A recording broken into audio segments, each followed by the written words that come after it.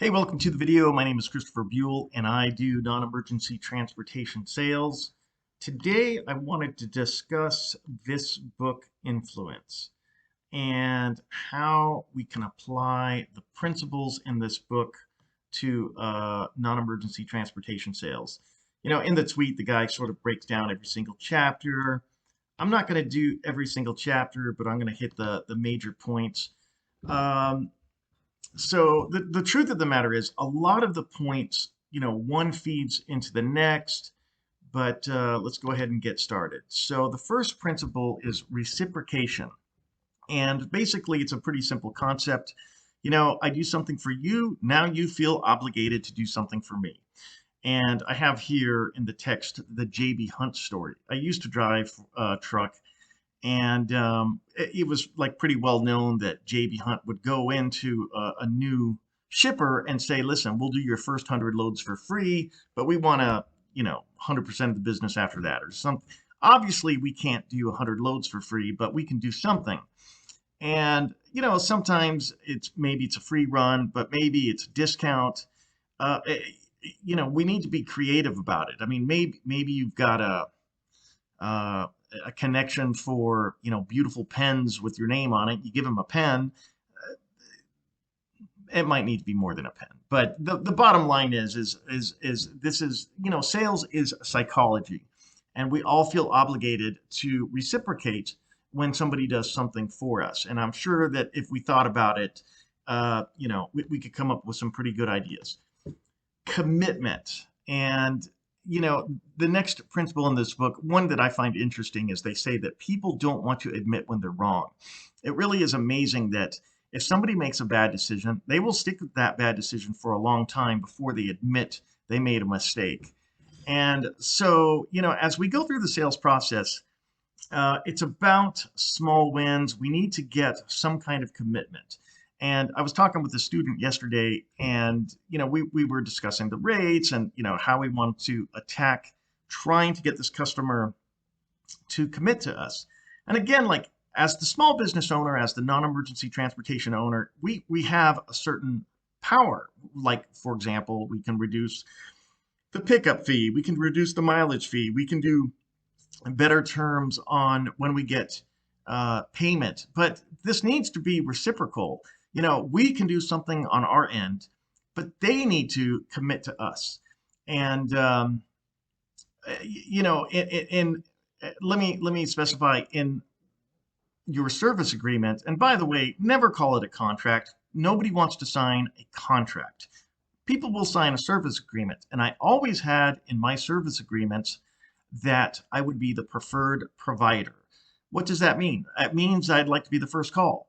Is it enforceable in any way, shape, or form? No, it's not enforceable, but it has to do with psychology. And again, I'm willing to give you a little bit of a discount on the rate, Mr. Customer, but I would like to ask that you be, that I be the preferred provider.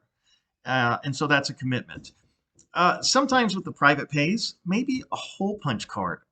Again, that creates commitment, and that's even now, like with Uber, there's a monthly discount where it's something like $6 a month, and then you get 10% off all of the rides. So again, these principles, they're time honored, and you can use them in your non-emergency business. Scarcity. Sometimes doing sales, it's almost a little embarrassing when we have to admit that cheesy stuff works. And today, I watch YouTube videos all the time where, a guy will say, listen, I'm going to be opening up my master class to the next, 7 people that fill the spots. Probably one day I will degrade myself and do the same exact thing. And, again, this scarcity works. And you can do this. You could say, listen, I'm starting off. This is our first month in business, so we're going to be offering a, 10% discount. Again, scarcity works. The first person who signs up for my newsletter, again, creating, relationships through newsletters, and within the newsletter, there could be discounts. I love this one. We offer 3 hardship cases per month. And again, like so many times I will go sell and you always hear you're too expensive. Well, I do offer 3 hardship cases per month. So, Mr. Customer that owns a nursing home, if you have a patient who does not have the money, call me. I will do it for free. And again, if I own this nursing home and I've got this guy that's starting off trying to grow his business and they offer to do a hardship case, I'm going to move heaven and earth to get them a paid transport. So, again, I wouldn't offer the hardship cases to just anyone. I would want to offer it to something like a hospital, a nursing home, someone that has the ability to pay you back. By the way, so I skipped 3, but we're gonna get to it. So I'm just saving it for the end. Okay, so point 5, get the customer to say yes. And in my sales pitch, I get the small wins. I get them to commit. And basically, the way my sales pitch goes is, I would say. I call up a company and I say, listen, my name's Christopher with such and such. Uh, we do non-emergency transports. Can I send you an email or a fax with their information so you're aware of us? Nobody's going to say no to that. And really and truly, once in a while, I'll get someone that says, listen, we don't want that, but we want the brochure in person, which is even better. I honestly cannot remember the last time somebody said, no, don't do that. But again, so point 1 is, hey, I'd like to send you a fax or a brochure. Okay, so that's my first yes that I get from them, and I take the information, and then I'll say something like, listen, this is what you're going to get. This is what you can expect. I'm going to send you, our rates, all the brokers we use. Hey, by the way, can I follow up in a couple days just to make sure you got it? See if you have any questions. They never say no. I mean, I hate to say never, but yeah, again, it's really rare. They already made the first yes in committing to receiving the information. Now I'm asking them if I can follow up in a couple days, and it's so hard at this point to say no, you can't follow up. Only a jerk would say that.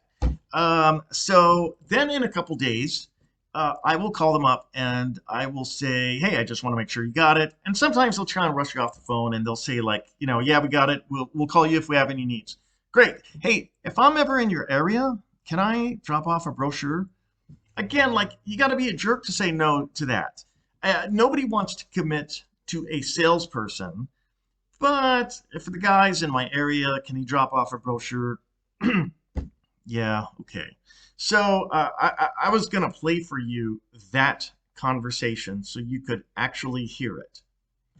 I may have to chop it up because I don't want to expose anyone or give away anything, but you can hear what it sounds like when I do my sales. I'm sorry? Go ahead. We do non-emergency transports. I just wanted to know if I could maybe email or fax a brochure with our services to you guys. Yeah, you can fax it over. What's the fax number? 56. Okay.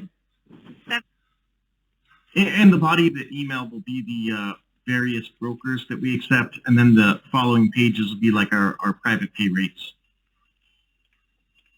Okay, and then your rates are there and everything? Yeah. And who should I make it attention to? Get it sent out today, and do you care if I follow up in a couple days just to see if you have any questions? Sure. Okay, awesome. I'll get it sent out. Thank you. Thank you. Okay, bye-bye. Bye. Okay, so you could hear how it sounds when I'm actually doing it. And, the truth of the matter is she didn't want to say yes. And that was the little laugh at the end. But that came from yesterday. So, I want to show you how easy it is to do this, and that these principles in this book, it's old school stuff, but it works. It works. So now the last point that I wanted to get to that I had skipped over was number 3, which is authority. And So I had gone to a non-emergency convention a couple of years back, and they talked about the importance of getting on with the government board. And this is such a big win in so many ways because we do live in a crony capitalist society where it's not a really level playing field. But yeah, you can definitely get on a board and you can steer business your way. But the point number three is just to be an authority figure. And the truth of the matter is, it doesn't even matter what board you're on. But if you are attached to the government in any way, shape, or form, it gives you authority. And let's just take the example of, a baker. You're a baker and, you're on some kind of food board. Maybe it's just tangentially related. Maybe it's not related at all. Maybe the food board is something with the school and your bakery has nothing to do with the school. It still says to the consumer, yeah, this guy probably trusts us. It doesn't, I don't understand why that works out that way, I guess, because you're a public figure. But, as a government, when we think of the government in total, we know how horribly corrupt it is. But when we boil it down to the micro, to one person, it conveys authority. And again, it almost doesn't even matter, what part of the government you're attached to. It does give authority. Okay, so awards. This is a very important point, and if you stuck around till the end of the video, this is a big one. So there's a non-for-profit called SCORE, and they're basically in every single city. If you never heard of it, these are retired business people that work for free, and they're mentors. Are they going to have non-emergency transportation experience? No, but probably not. But maybe you find one with transportation experience.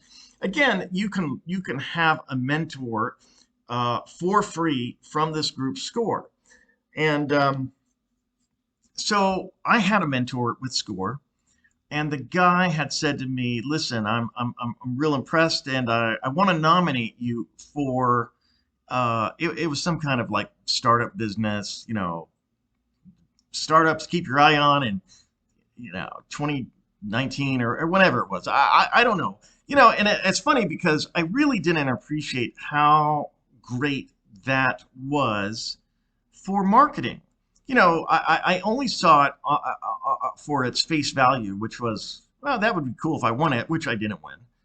But had I been smarter, I would have plastered that everywhere. I recently nominated for top 100 businesses to keep your eye on, or yeah, I don't, again, I don't remember what the name of the award was. It doesn't matter. It does not matter.